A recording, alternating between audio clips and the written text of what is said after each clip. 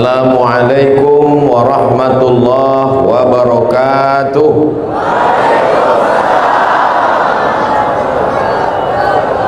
Kalau tuan pergi ke Batam, hati-hati angin topan. Dari bunyi sambutan salam, nampaknya macam belum makan. Apa kabar semua jamaah membakut? Alhamdulillahi Rabbil Alamin. Allahumma salli ala Sayyidina Muhammad wa ala alihi wa sahbihi wa barik wa sallim. Kullu amrin dhibalin, semua amal yang baik, walam yubda' bihamdillah, kalau tidak dimulai dengan ucapan pujian kepada Allah, fahuwa aqta', maka amal itu putus, tiada boleh dibawa sebagai bekal menghadap Allah Subhanahu wa ta'ala. Yang sudah berpayah bertungkus lumus, menghayunkan tangan, melangkahkan kaki, tetes keringat dan air mata, sehingga malam ini kita boleh berkumpul bersempena Maulidur Rasul sallallahu alaihi wasallam. Kita ingin malam ini segala amal kita boleh menjadi bekal menghadap Allah Subhanahu wa ta'ala. Kita awali dengan Alhamdulillahi Rabbil. Majlis tidak disebut namanya, maka majlis itu antanajifah, majlis busuk, majlis bangkai, majlis berbau. Kita tidak mau majlis Maulidur Rasul sallallahu alaihi wasallam, majlis mulia bersama orang mulia, menyampaikan kalam yang mulia. Maka majlis yang mulia ini pun kita sebutkan nama orang yang paling mulia. Allahumma salli ala Sayyidina Muhammad wa ala ali Sayyidina Muhammad. Mudah-mudahan kita semua mendapatkan syafaat Nabi Muhammad sallallahu alaihi wasallam. Laisa minna, tidak diperakui, tidak diakui sebagai umat Nabi Muhammad sallallahu alaihi wasallam, man lam yarham saghirana, tidak sayang kepada budak kecil, tidak sayang kepada kanak-kanak, walam ya'rif syarafa kabirina, tidak hormat kepada yang tua, tidak sayang kepada anak-anak, maka bukan umat Nabi Muhammad sallallahu alaihi wasallam. Semua anak muda, semua belia-belia, semua kanak-kanak saya sayangi kerana Allah, dan alim ulama kita, para pemimpin kita. Wa akhussu bidzikri sahibul fadilah al-ustaz Dr. Datuk Haji Muhammad Arifin bin Haji Muhammad Arif, mudah-mudahan panjang umur, sehat badan, istiqamah iman dan Islam, beserta para datuk, datin, hadirin hadirat, muslimin muslimat. Hadir pula bersama kita malam ini Konsul Negara Brunei Darussalam. Semua yang berhadir tak dapat saya sebutkan satu persatu. Semua yang hadir ini insyaallah mendapatkan pahala jihad fisabilillah. Bukan kata saya, ini janji Nabi Muhammad sallallahu alaihi wasallam.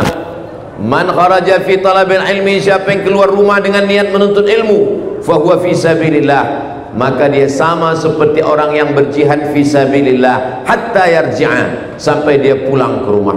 Yang hadir tadi dari awal hinggalah waktu Isya, hinggalah tazkirah Maulidur Rasul, hingga sampai nanti puncaknya doa dan pulang ke rumah, maka insyaallah selama dia di majlis ini tercatat sebagai orang yang berjihad fi sabilillah. Amin ya rabbal alamin. Langkah kakinya menghapus dosa, langkah kedua mengangkat darjah. Maka semua yang hadir, yang datang naik kereta, sepeda, motosikal, semua yang datang dengan niat baik, innamal a'malu binniyat. Adapun yang datang tidak dengan niat baik, maka selepas sampai kemari datang niat baiknya, maka dia pun juga akan mendapatkan keberkahan, kebaikan, istiqamah iman dan Islam, bahagia dunia akhirat insyaallah. Amin ya rabbal alamin. Malam ini kita berkumpul bersama sempena Maulidur Rasul sallallahu alaihi wasallam, bulan Rabiul Awal.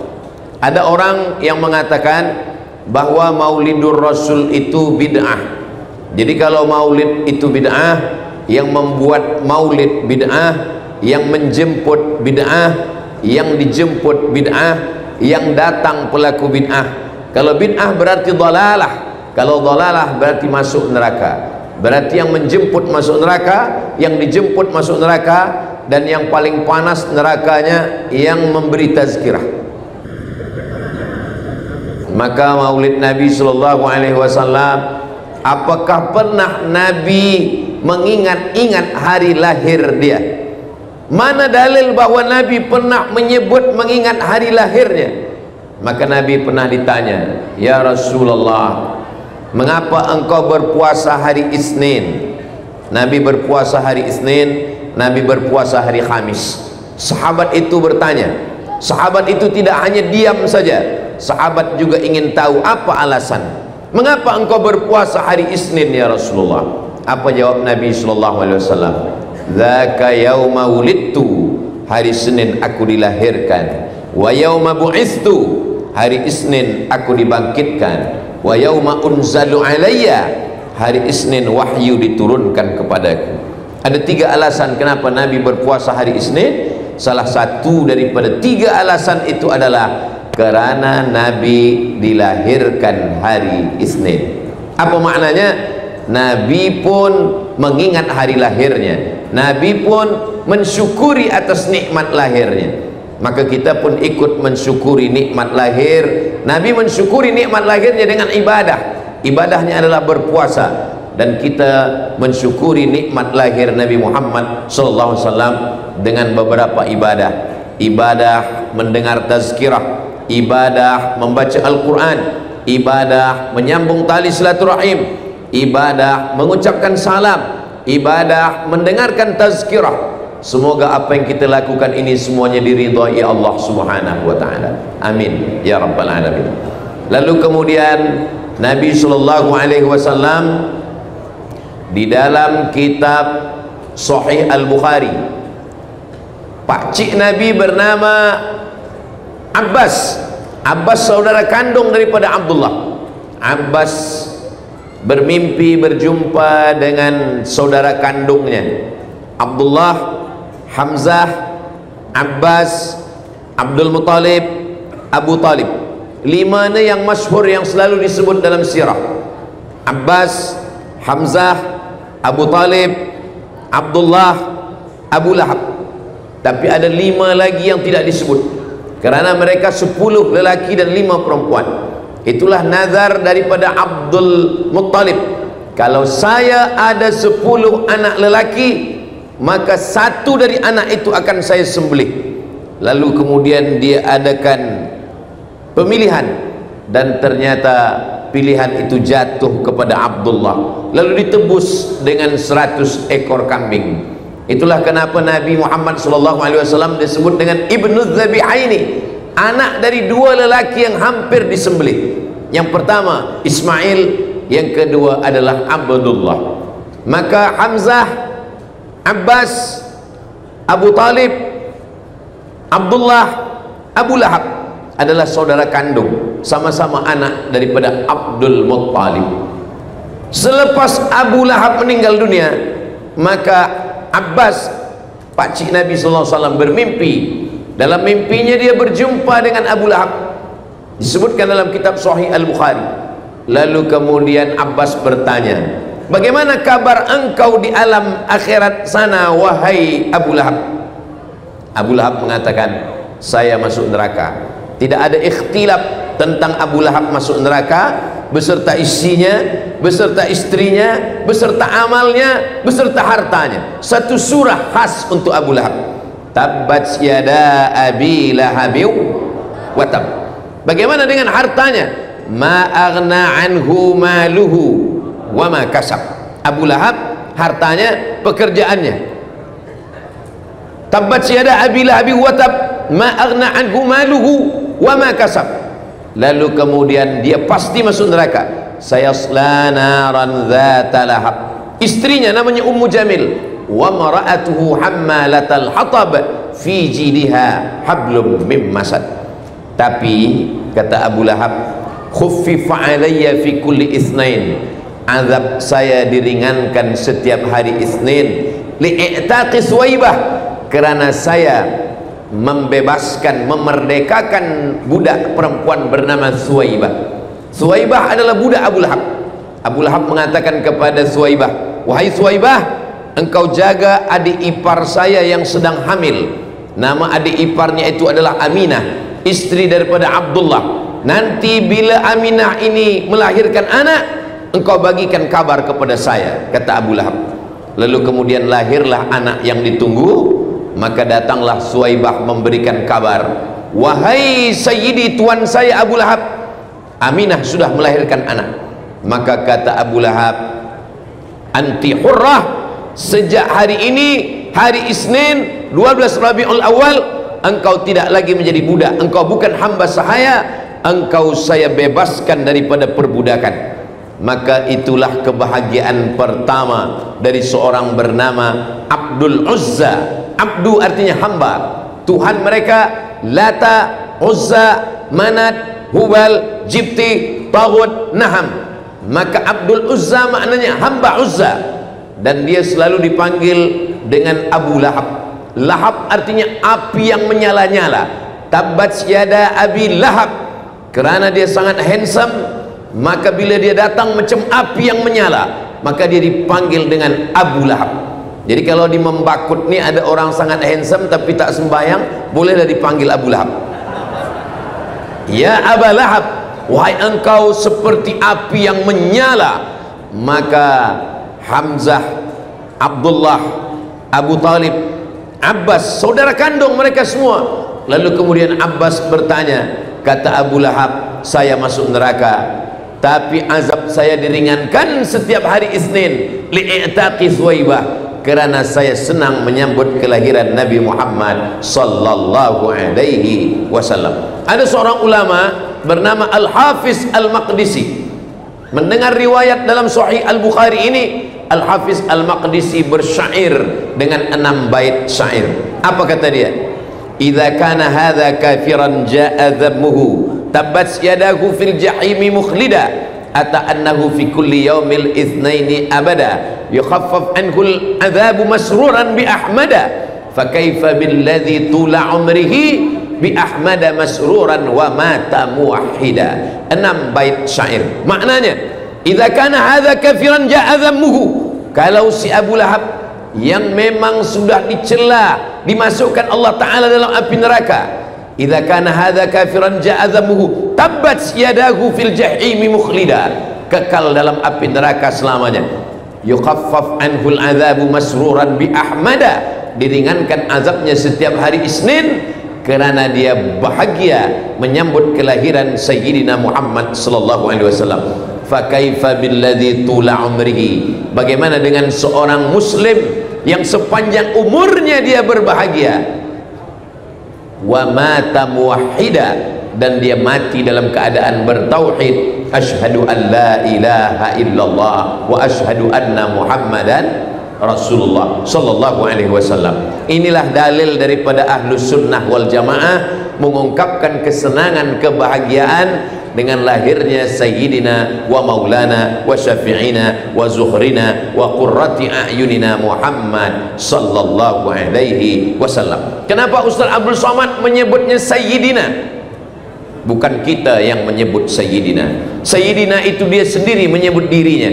Kata Nabi dalam hadis sahih, ana sayyidu waladi Adam, saya ini adalah sayyidu waladi Adam, seluruh umat manusia keturunan Adam, ana sayyid, saya adalah pemimpinnya. Itulah mengapa kita mengatakan Allahumma salli ala sayyidina. Lalu kenapa kita mengatakan maulana? Nabi sendiri yang berkata dalam hadis, man kuntu maulahu fa'aliyun maulahu, siapa yang mengangkat aku sebagai pemimpinnya, maka Sayyidina Ali adalah pemimpinnya. Itulah mengapa kita mengatakan Allahumma salli ala sayyidina wa maulana. Mengapa kita katakan wa syafi'ina?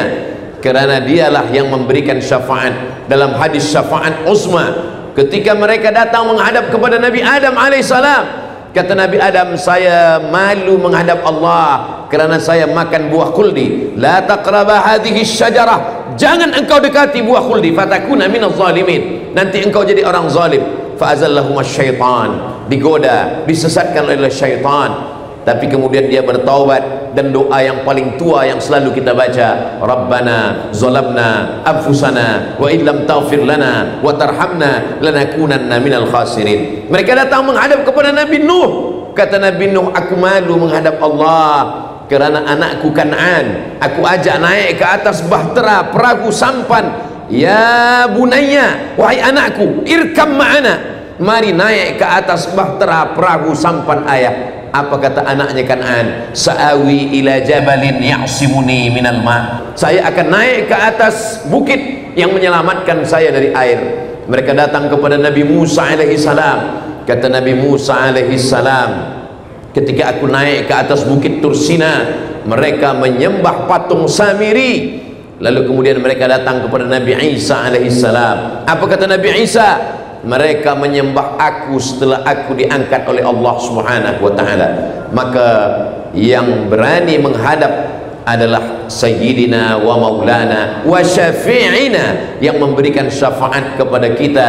Man dzalladzi yashfa'u 'indahu illa biiznih. Siapa yang boleh memberikan syafaat kecuali dengan izinnya? Yang boleh memberikan syafaat adalah Sayyidina wa Maulana wa Syafi'ina wa qurrati a'yunina, sejuk dipandang mata. Kita selalu menginginkan istri yang sejuk dipandang mata, kita berharap mendapatkan anak yang sejuk dipandang mata. Maka itu adalah doa kita, Rabbana hab lana min azwajina wa dzurriyyatina qurrata a'yun. Tapi ada yang lebih sejuk daripada semuanya, dia adalah wa ma arsalnaka illa rahmatan lil alamin. Dia adalah Sayyidina wa Maulana wa Syafi'ina wa Zuhrina wa qurrati a'yunina, Muhammad sallallahu alaihi wasallam. Semua ucapan ulama itu ada dalilnya, semua perbuatan ulama itu ada hadisnya. Kalaupun tidak ada hadis, maka ada pendapat para ulama. Kita mengikut Al-Quran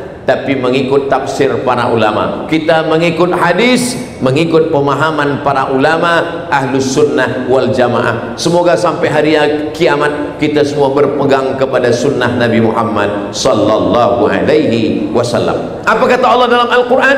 Wa dzakirhum bi ayyamillah, ingatkan mereka tentang hari-hari Allah. Apa maksud ingatkan mereka tentang hari-hari Allah? Maka kata ulama, makna hari-hari Allah adalah nikmat Allah. Ingatkan mereka tentang nikmat nyawa, ingatkan mereka tentang nikmat harta, ingatkan mereka tentang nikmat kuasa. Tapi ada yang lebih hebat daripada nikmat kuasa, nikmat nyawa, nikmat harta. Nikmat yang paling besar adalah nikmat datangnya Nabi Muhammad sallallahu alaihi wasallam. Itulah mengapa kita buat maulid, sebab kita tidak lagi menggunakan Muharram, Safar, Rabiul Awal, Rabiul Akhir, Jumadil Awal, Jumadil Akhir, Rajab, Sya'ban, Ramadan, Syawal, Dzulqa'dah, Dzulhijjah. Kita menggunakan Januari, Februari, Mac, April, Mei dan seterusnya. Maka kalau kita tidak buatkan maulid, majlis maulid, mengenang maulid, maka umat ini melupakan. Maka kita disuruh mengingatkan lagi, wa dzakirhum bi ayyamillah, ingatkanlah mereka tentang hari-hari Allah. Maknanya nikmat-nikmat Allah, dan nikmat yang paling besar di antara semua nikmat adalah nikmat datangnya Nabi Muhammad sallallahu alaihi wasallam. Dan kita membacakan maulid yang paling tua sekali, maulid Ad-Daibai dari Yaman. Selepas maulid Ad-Daibai, maulid Al-Burdah. Setelah maulid Al-Burdah, maulid Abu Ja'far Al-Barzanji. Setelah Al-Barzanji, itulah dia maulid yang selalu dibaca, maulid Simtud Durar Sayyidi Al-Habib Ali Al-Habsyi. Lalu kemudian yang sekarang banyak dibaca, maulid Diya'ul Lami' yang ditulis oleh Sayyidi Al-Habib Umar bin Hafiz. Di kampung halaman saya, masa saya kecil-kecil lagi, itu biasa dibaca maulid Al-Barzanji. Maulid Al-Barzanji tidak hanya dibaca pada bulan Maulidur Rasul, bulan Rabiul Awal. Pada saat menikah baca maulid, pada saat akikah baca maulid, pada saat khitan anak baca maulid, pada saat pindah rumah baca maulid. Maknanya apa? Kita selalu mengenang kelahiran Nabi Muhammad sallallahu alaihi wasallam, tidak hanya di bulan Rabiul Awal. Apa yang boleh kita ambil pelajaran dari maulid Nabi Muhammad sallallahu alaihi wasallam? Dimanapun ada program maulid, kita hadir, Kerana maulid itu di dalamnya ada salawat, di dalam maulid ada baca Quran, di dalam maulid ada tazkirah, di dalam maulid ada silaturahim, di dalam maulid ada salam, di dalam maulid ada turun rahmat dan barakah. Yang pertama adalah salam. Semua kita mendapatkan salam. Semua pengacara mengucapkan salam, datuk-datuk mengucapkan salam, Abdul Somad mengucapkan salam. Assalamualaikum warahmatullahi wabarakatuh. Assalamualaikum, selamat hartamu, selamat anakmu, selamat istrimu, selamat suamimu, selamat keluargamu, selamat jawatanmu, selamat duniamu, selamat akhiratmu. Warahmatullah, semoga engkau mendapatkan curahan rahmat Allah Subhanahu wa taala. Wa barakatuh, berkah ilmu, berkah hartamu, berkah jawatanmu, berkah pekerjaanmu, berkah negerimu, berkah istrimu, berkah anakmu, berkah keturunanmu. Wa barakatuh. Lalu kemudian di dalam maulid kita ada bersalaman. Mamin muslimaini, ada dua orang muslim, yatasafahani yaltaqiyani, berjumpa, wa yatasafahani, kemudian dia bersalaman, illa ghufirat, maka diampunkan zunubuhuma, diampunkan dosa mereka, malam yatafarraqa, selama mereka belum berpisah. Dalam hadis lain dikatakan tasaqat zunubuhuma, gugur dosa-dosanya, kama tasaqat awraqus syajar, sebagaimana daun-daun kayu berguguran dari pohon kayu dihembus angin, begitulah dosa-dosa lepas. Dapat salam, dapat musafahah. Di dalam maulid turun keberkahan kerana dibacakan ayat-ayat Al-Quran. Wa idza quri'al Quran, kalau Quran dibacakan, fastami'u lahu, dengar baik-baik, wa ansitu, diam, la'allakum turhamun, turun rahmat dan kasih sayang Allah Subhanahu wa taala. Dalam maulid kita sedang membaca, mengkaji tentang sejarah Nabi sallallahu alaihi wasallam. Siapa yang boleh bercerita tentang Nabi 60 tahun, 63 tahun diringkaskan dalam satu tazkirah? Tak boleh.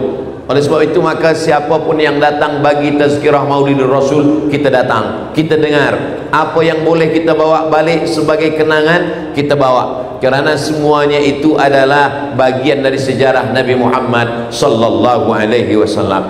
Bagi para ayah, bagi para bunda, bagi para ibu yang ingin anaknya kenal dengan Nabi, kita belikan buku sejarah Nabi. Ada buku sejarah Nabi yang ditulis oleh Muhammad Hussein Haikal, namanya Hayatu Muhammad. Hayatu Muhammad ditulis untuk membantah para orientalis yang mencaci, mengolok, mengejek Nabi Muhammad sallallahu alaihi wasallam. Ada buku sejarah Nabi yang paling tua yang ditulis, disebut dengan kitab Sirah Ibn Ishaq. Ada kitab ditulis lagi oleh Sirah Ibn Hisham. Ada lagi sejarah Nabi yang ditulis oleh Imam Abul Fida Ismail Ibn Kathir yang menulis tafsir Al-Quranil Azim. Tapi pada masa moden, pemerintah Saudi Arabia membuat lomba musabaqah menulis sejarah Nabi Muhammad bersempena dengan Maulidur Rasul. Maka Saudi Arabia pernah membuat lomba menulis biografi sejarah Nabi Muhammad sallallahu alaihi wasallam. 150 negara dari seluruh dunia ikut. Yang menang bukan dari Mesir, yang menang bukan dari Maghribi, yang menang bukan dari Yaman, yang menang bukan dari Saudi Arabia, yang menang dari Muslim minority dari India. Beliau bernama Syekh Safiur Rahman Al-Mubarak Furi. Nama kitabnya Ar-Rahiq Al-Maktum. Amat sangat baik kitab ini dibelikan, sudah diterjemah ke dalam bahasa Melayu, ke dalam bahasa Inggris, ke dalam berbagai macam bahasa dunia. Maka kita belikan bersempena dengan Maulidur Rasul, kita bagikan kepada anak-anak kita.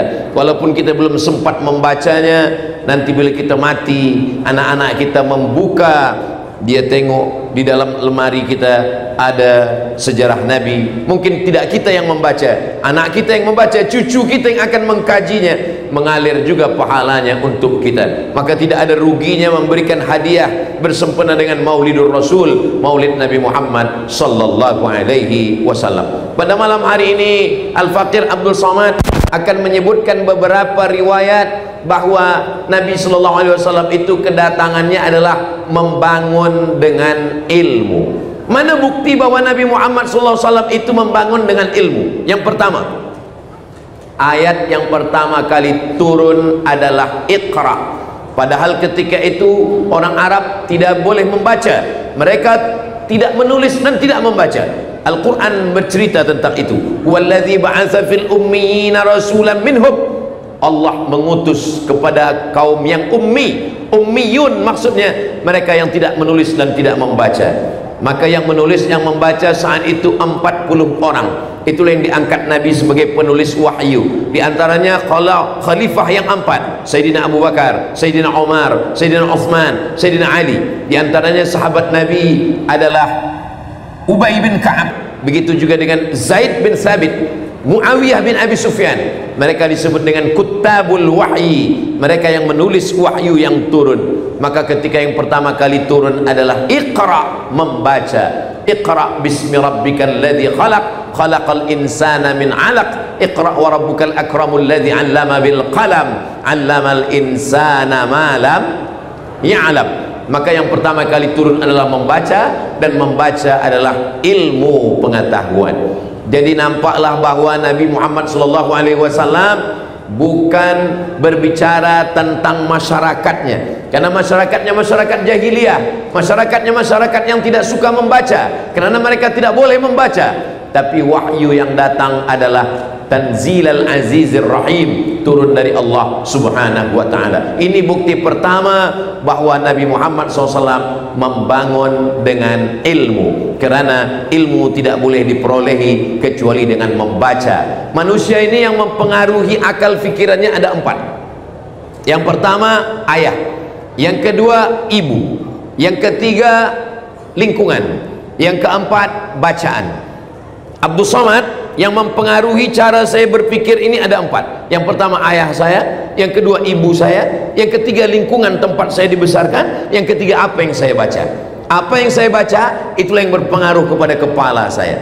Maka Nabi yang pertama wahyu yang dia dikirimkan Allah kepadanya adalah membaca, supaya manusia dipengaruhi oleh hasil daripada bacaannya. Tapi Nabi Muhammad SAW pikirannya tidak dipengaruhi oleh 4. Kenapa? Ayah tidak mempengaruhi pikiran Nabi, karena ayahnya sudah meninggal ketika dia 2 bulan dalam kandungan.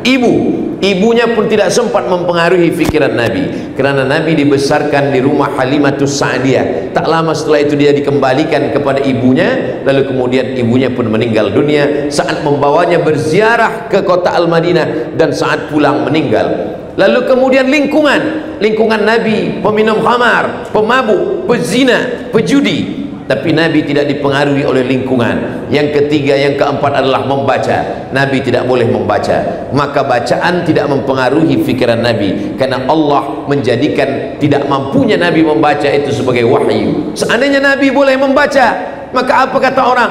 Itu Al-Quran diambil daripada Taurat, diambil daripada Zabur, diambil daripada kitab-kitab yang ada di zaman itu.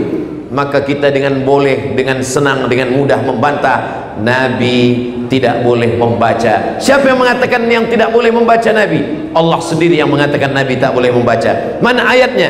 Walladzi ba'atsa fil ummiyina rasulan minhum.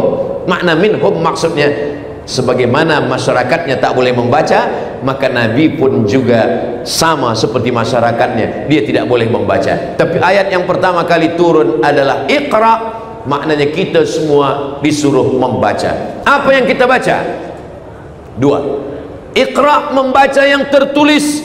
Iqra, membaca yang tidak tertulis. Membaca alam semesta. Inna fi khalqis samawati, dalam penciptaan langit, wal ardi, penciptaan bumi, waqtilafil laili wan nahar, perputaran siang dan malam, la ayatin, itu semua adalah ayat-ayat. Ada ayat yang kita baca, Allahu la ilaha illa huwal hayyul qayyum, ayat kursi namanya.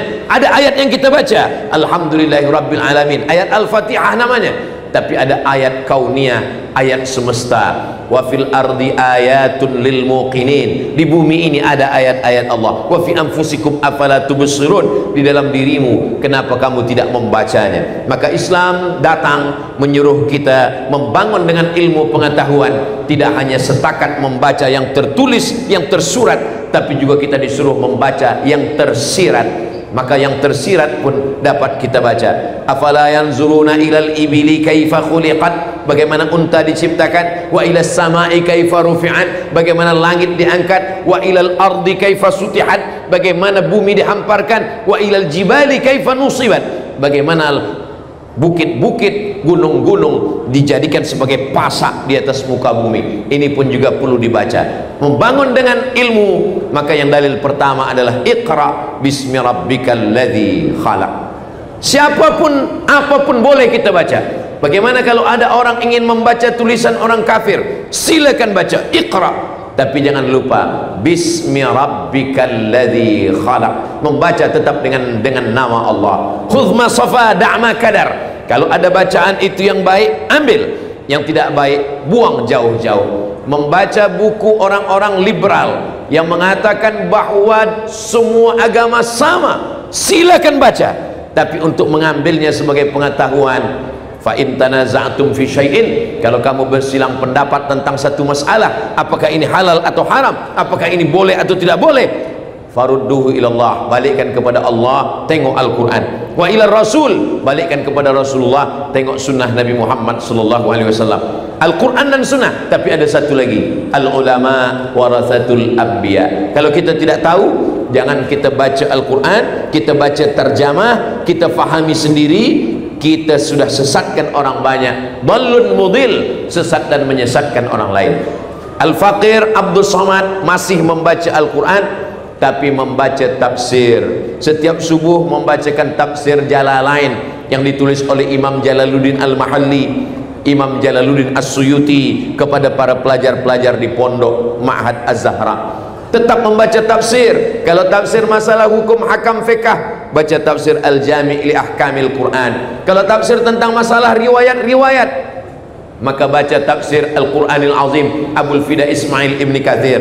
Kalau tafsir yang mengkaji tentang Alur Ra'yi, maka tafsir Al-Kabir Mafatihul Ghaib Imam Fakhruddin Ar-Razi. Tafsir tasawuf, maka di sana ada tafsir At-Tustari Imam Sahal At-Tustari. Maka ini semua adalah kita mengambil pemahaman Al-Quran melalui pemahaman para ulama, karena kita tidak boleh memahami sendiri, karena kita bukan apa-apa dan bukan siapa-siapa. Yang pertama adalah Iqra, namun Iqra tetap dengan bismi rabbikal ladzi khalaq. Yang kedua, membangun dengan pengetahuan.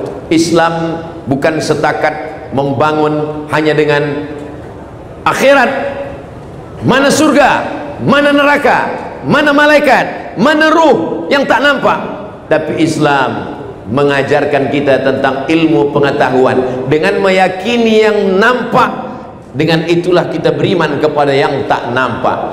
Contoh, idza qumtum ila shalah, kalau kamu mahu salat, faghsilu wujuhakum, basuh wajah kamu, wa aydiyakum ilal marafiq, membasuh tangan sampai ke siku, wamsahu bi ru'usikum, sapulah kepala kamu, wa arjulakum ilal ka'bain, kepala sampai telinga, wa arjulakum ilal ka'bain, kaki hingga sampai ke mata kaki. Saya pernah disoal, ditanya oleh jamaah, coba Ustaz bacakan ayat tentang wudu. Saya bacakan, idza qumtum ila sholati faghsilu wujuhakum wa aydiyakum ilal marafiq. Kenapa membasuh tangan sampai ke siku? Kenapa bunyi ayatnya tidak dari siku sampai ke hujung? Sedangkan kita biasa membasuh tangan dari siku sampai ke hujung, tapi bunyi ayat itu dari ujung jari hingga ke siku. Ustaz Abdul Somad, boleh saya tanya Ustaz? Kata saya boleh. Coba Ustaz bacakan ayat tentang wudu. Ila kuntum ila sholati faghsilu wujuhakum wa aydiyakum ilal marafiq, tangan hingga sampai ke siku. Lalu dia tanya balik ke saya, kenapa ayat itu mengatakan sampai ke siku? Kenapa bukan dari siku hingga ke hujung? Kata saya, awak jangan banyak tanya, nanti banyak tanya Bani Israel masuk neraka. Begitu caranya kalau kita tak boleh jawab. Rupanya yang bertanya ini seorang doktor. Kata dia, saya ini selalu operasi. Kalau saya nak mengoperasi membelah perut orang, saya basuh tangan saya, Ustaz Abdul Somad. Cara saya membasuh tangan saya macam yang ada dalam Quran yang Ustaz bacakan tadi. Kami basuh tangan kami dari ujung jari hingga ke siku. Sebab apa? Sebab kalau dari siku turun ke bawah, maka ujung jari air, maka segala kuman, bakteri, penyakit ada di ujung jari. Tapi bila kita basuh dari ujung sampai ke siku, maka bersihlah ujung jari kita. Kata saya, awak dah tahu kenapa tanya saya? Allah Subhanahu wa ta'ala menurunkan ayat Al-Quran, lalu kemudian kita berfikir dari yang nampak inilah kita akan beriman kepada yang tak nampak. yang tak nampak malaikat, yang tak nampak ruh, yang tak nampak alam barzah, yang tak nampak surga, yang tak nampak neraka.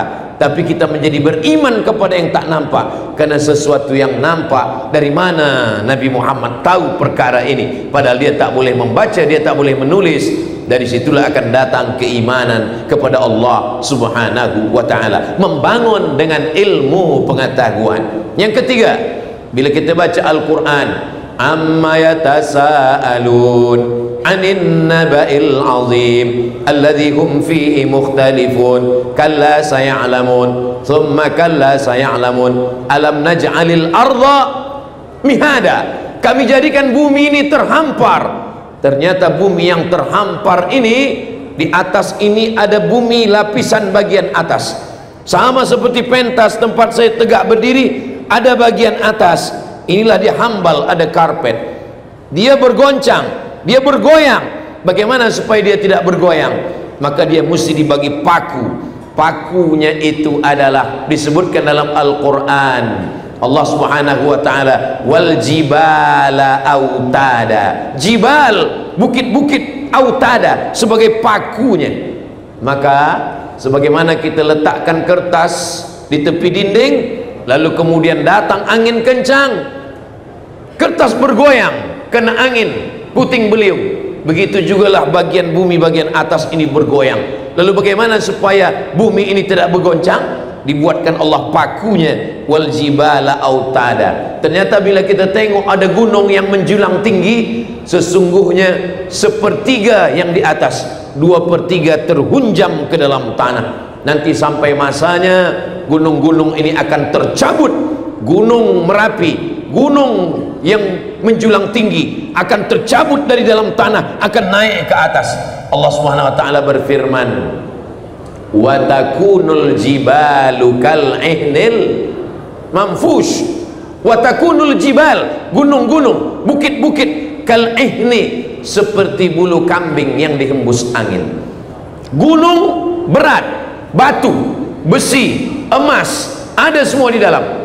Lalu kemudian bulu kambing ringan, kita ambil bulu kambing, kita letakkan ke tapak tangan, kita hembus dengan angin yang sangat kuat, maka dia berterbangan. Allah Ta'ala mengatakan dalam Al-Quran, wa takunul jibalu kal ihnil manfush, gunung-gunung akan datang pada hari nanti seperti bulu kambing yang dihembus angin. Maka bila kita tanya kepada orang yang mengkaji tentang ilmu bumi, namanya geologi, maka mereka pun akan mengatakan itu, bahwa gunung-gunung ini akan tercabut, dan ketika gunung tercabut maka bumi akan bergoncang. Itulah yang disebut dengan hari kiamat. Apa kata Allah dalam Al-Quran? Wa taran nasa sukara, ketika gunung tercabut, bumi bergoncang, kamu melihat manusia seperti mabuk. Wa mahum bisukara, mereka bukan mabuk, walakinna azaballahi syadid, tapi azab Allah itu amat sangat kuat. Beberapa bulan lepas saya pergi ke Banda Aceh. Sampai di Aceh saya pergi ke museum tentang tsunami. Lalu saya tanyakan apa yang terjadi ketika tsunami.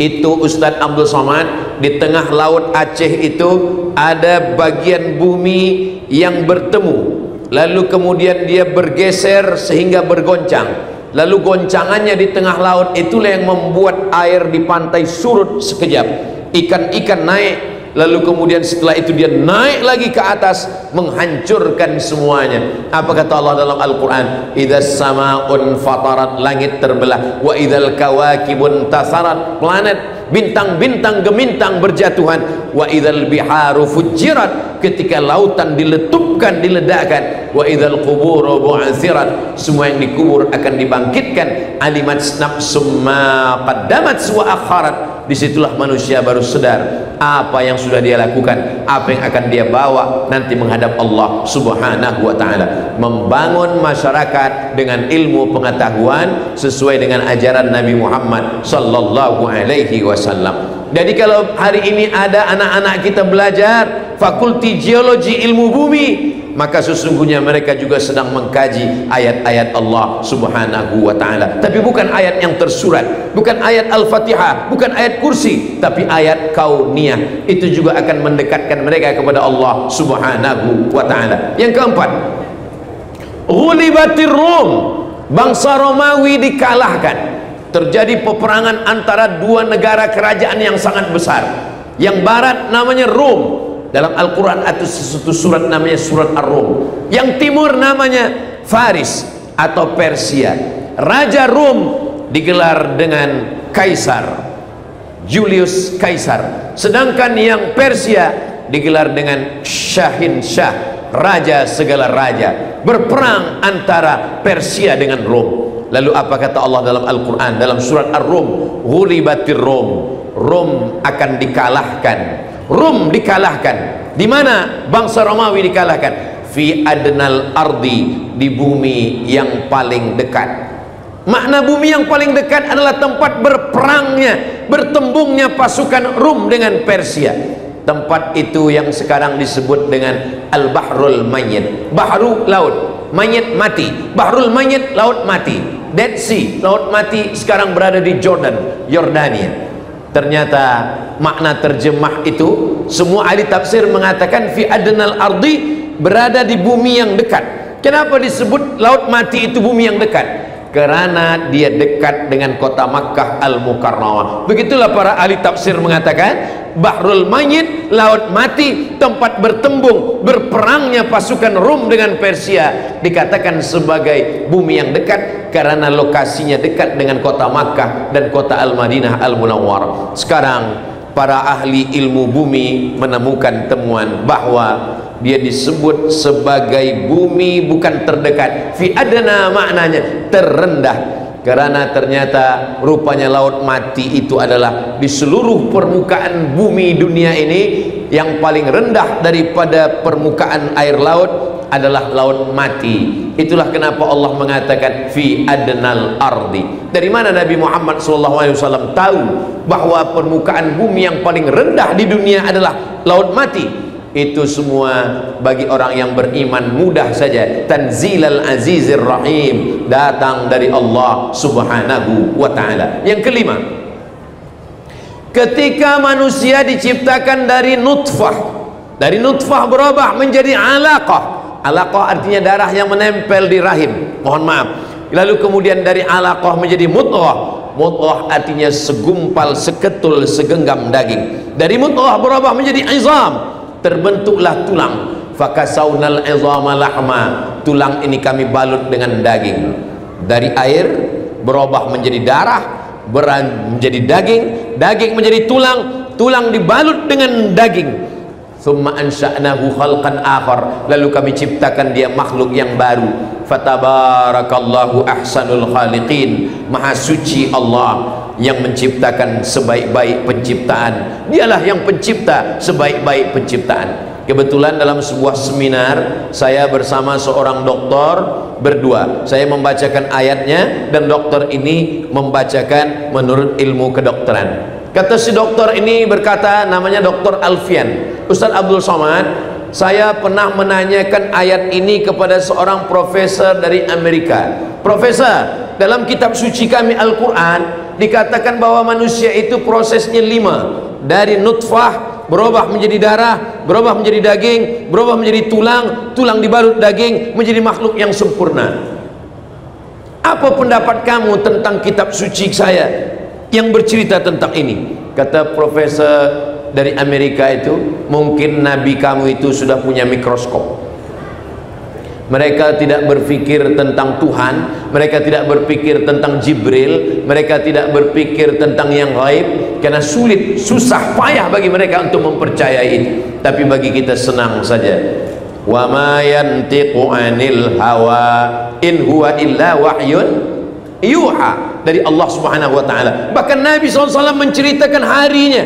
Inna ahadakum yujma'u khalquhu fi batni ummihi 40 yawman nutfah, 40 hari dalam bentuk air. Summa yakunu 'alaqatan mithla dhalik, 40 hari dalam bentuk darah. Summa yakunu mudghatan mithla dhalik, 40 hari dalam bentuk daging. Summa yursalul malaku, setelah itu barulah dikirim Allah Subhanahu wa taala malaikat. Membangun dengan ilmu pengetahuan. Umat ini mesti disadarkan bahwa kitab suci engkau adalah kitab ilmu pengetahuan. Sila belajar di fakulti perubatan kedokteran, sila belajar di fakulti geologi, engkau akan menemukan kebenaran, karena Allah berjanji, sanurihim ayatina, kami akan tunjukkan ayat-ayat kami, tanda-tanda kebesaran kami, fil afaq, di atas permukaan alam semesta. Dengan apa? Dengan menggunakan akal fikiran. Afala ta'qilun, kenapa tidak berfikir? Afala tatafakkarun, kenapa tidak berfikir? Afala tatadzakkarun, kenapa tidak mengambil pelajaran dari yang sudah disebutkan Allah dalam Quran dan hadis Nabi Muhammad sallallahu alaihi wasallam. Yang keenam,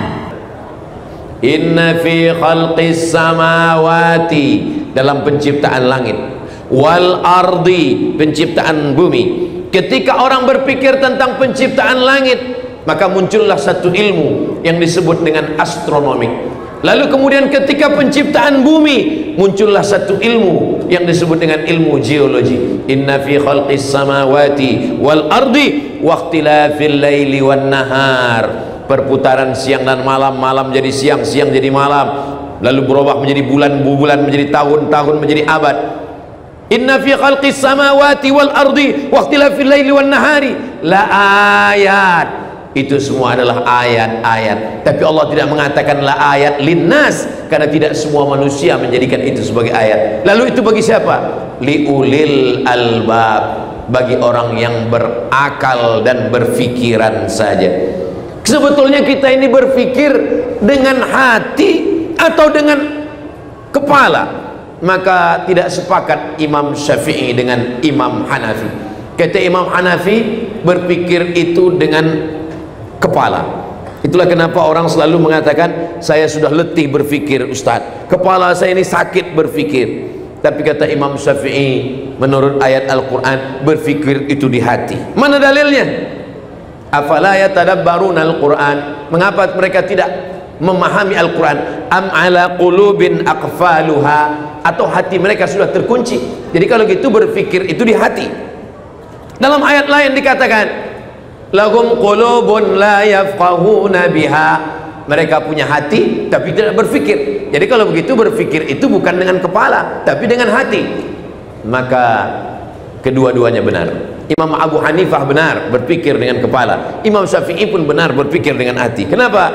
Karena awal lintasan pikiran itu di hati, lalu dari hati dia naik ke kepala. Maka dua-duanya benar. Yang berkelahi adalah pengikut yang tidak mengerti lalu menyalahkan kedua imam. Kedua-dua imam itu benar. Awal dari lintasan, maka orang Melayu mengatakan terlintas di hati saya. Dari lintasan hati itulah naik ke kepala, lalu dia berpikir. Kedua-duanya benar. Pancaran cahayanya dari hati. Maka kalau hatinya benar, pikirannya pun akan benar. Tapi kalau hatinya tidak benar, pikirannya pun juga tidak akan benar. Begitulah Allah Subhanahu wa taala. Inna fi khalqis samawati, penciptaan langit, wal ardi, penciptaan bumi, wa ikhtilafil laili wan nahar, perputaran siang dan malam, la ayat, itu semua adalah ayat-ayat. Bagi siapa?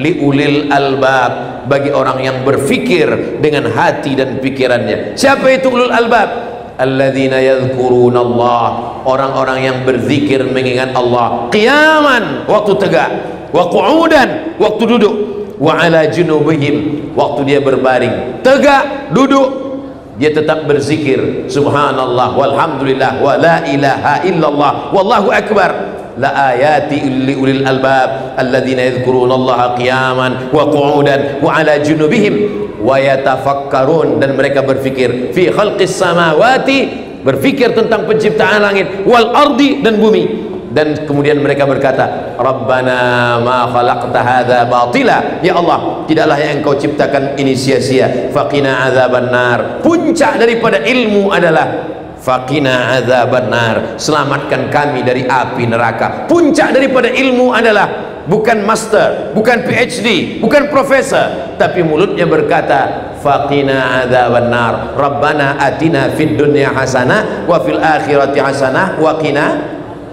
adzabannar. Yang ketujuh adalah bahwa ketika Allah Subhanahu wa taala berfirman, Bapak Ibu, hadirin hadirat, encik puan tuan semua hafaz ayat ini. Nasiyatin kazibatin khati'ah.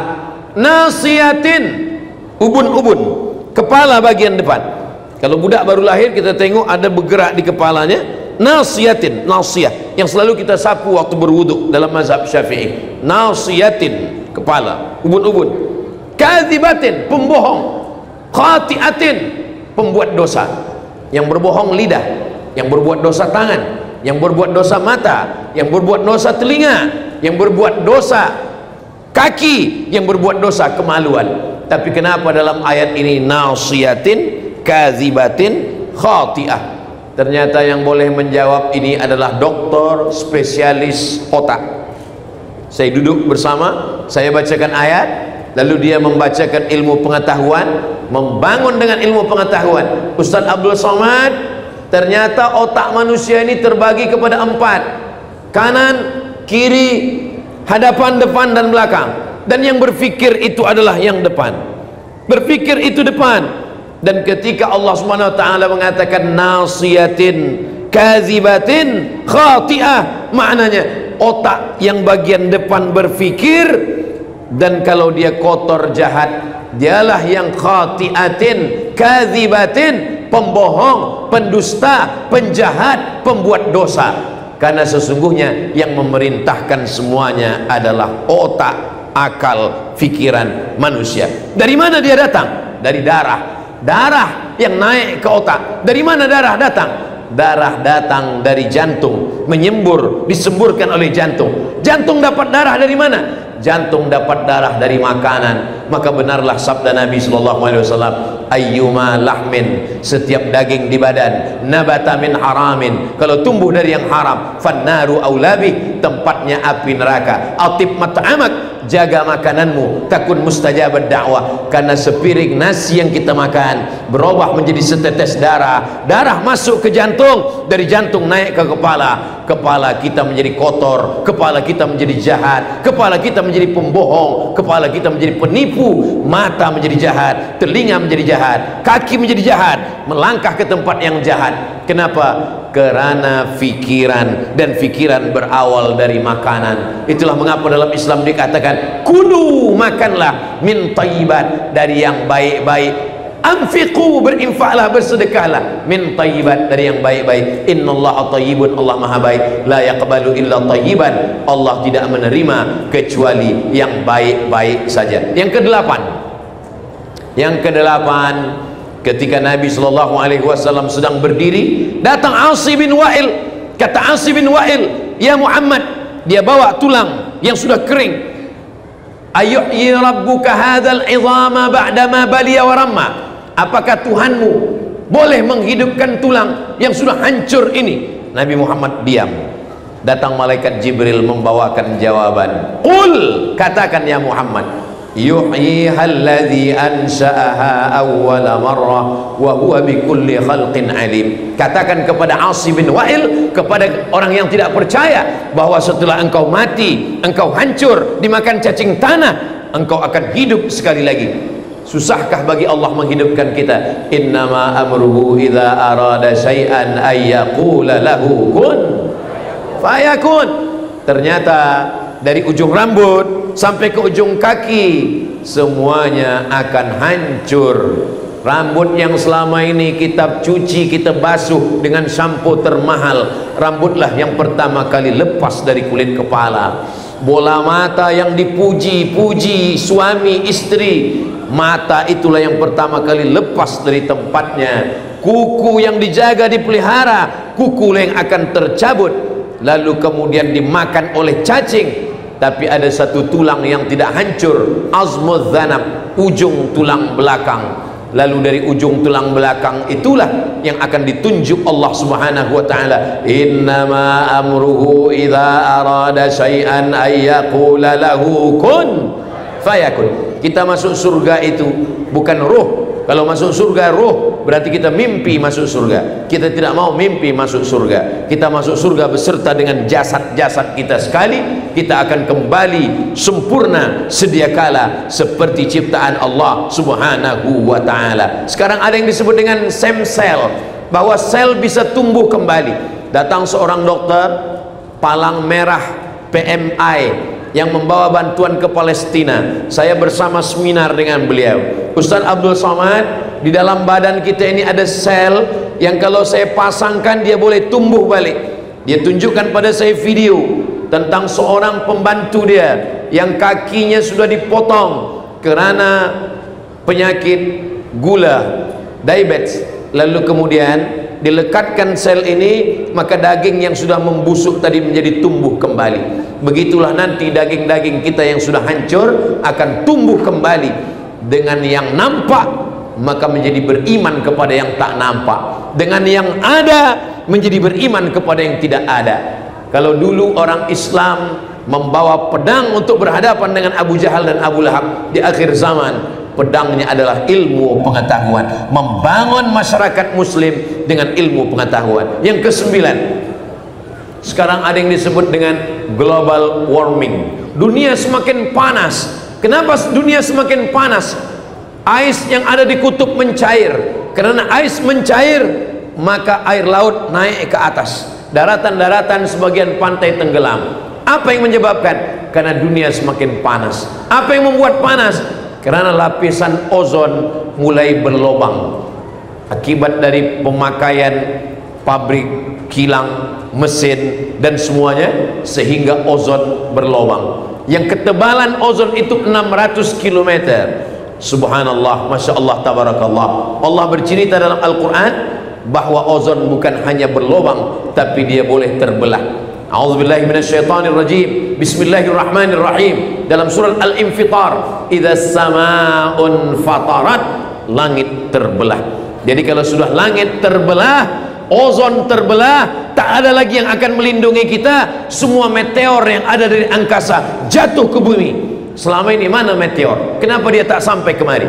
Karena dia ditapis oleh ozon. Tapi bila ozon ini terbelah, uap panas yang ada dari atas turun ke kita. Sedangkan sekarang dia berlubang sedikit saja kita panasnya, na'udzubillah. Bagaimana di akhir zaman? Tapi Allah Maha Sayang, yang merasakan fitnah akhir zaman hanya orang kafir saja. Hari kiamat itu tidak dirasakan orang beriman, karena datang uap sejuk, orang yang beriman meninggal semua. Itulah kenapa sebelum salam kita minta perlindungan dari 5. Allahumma inni a'udzubika min azabi jahannam, wa min azabil qabri, wa min fitnatil mahya wal mamat, wa min syarri fitnatil masihid dajjal. 5. Maka yang dimaksud dengan fitnatil mahya, ketika ozon itu terbelah dan semua manusia kepanasan terbakar, kita tidak merasakan karena kita mati sebelum itu. Mudah-mudahan kita diselamatkan daripada kesusahan hari kiamat, insyaallah. Yang last sekali, yang ke-10 adalah bahwa Allah Subhanahu wa ta'ala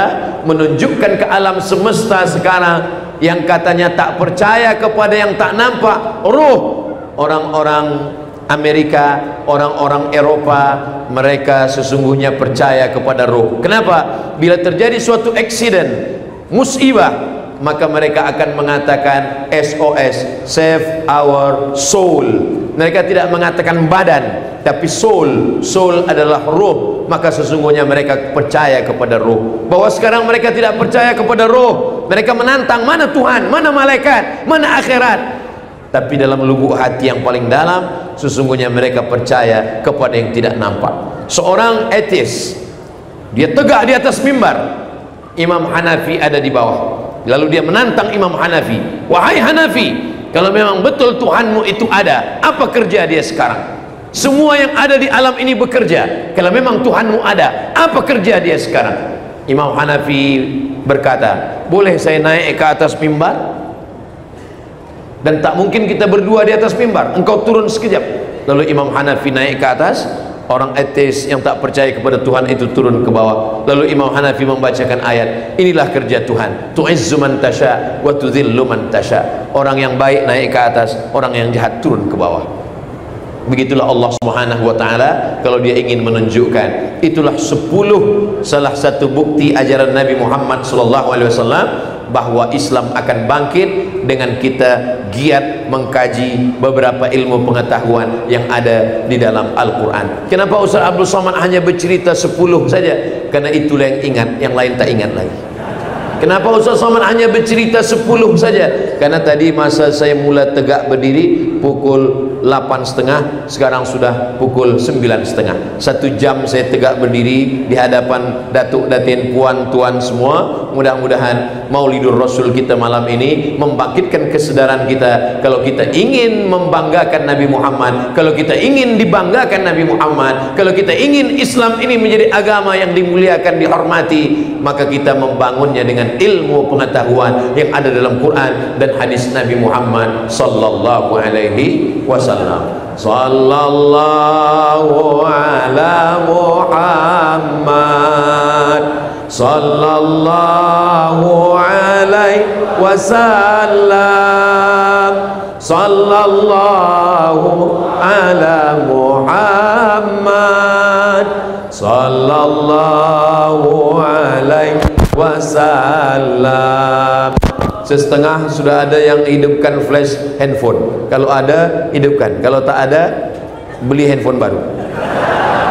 Sallallahu ala Muhammad sallallahu alaihi wasallam. Sallallahu ala Muhammad sallallahu alaihi wasallam. Ya Nabi salam alaika, ya Rasul salam alaika, ya Habibi salam alaika. Salawatullah alaika. Allahumma salli ala Sayyidina Muhammad. Apapun program maulid, baik di bulan Rabiul Awal walaupun nanti sudah keluar Rabiul Awal, datang, sebab di dalam maulid kita berselawat. Man shalla alayya salatan, siapa yang berselawat 1 kali, sallallahu alaihi biha asyra, Allah balas 10 kebaikan. Wa hutat anhu asyara sayyiat, ditutupi Allah 10 kesalahan. Wa rufi'at lahu asyara darajat, diangkat 10 darajah tingkatan kemuliaan. Itulah yang dapat disampaikan oleh Al-Faqir Abdul Somad. Yang baik datang dari Allah, yang tak baik dari hamba Allah yang dhaif. Aqulu qawli hadza astaghfirullah li wa lakum. Tahniah Maulidur Rasul sallallahu alaihi wasallam. Terima kasih. Saya tutup dengan pantun penutup, menangkap puyuh di Bukit Selasih. Thank you dan terima kasih. Assalamualaikum warahmatullahi wabarakatuh.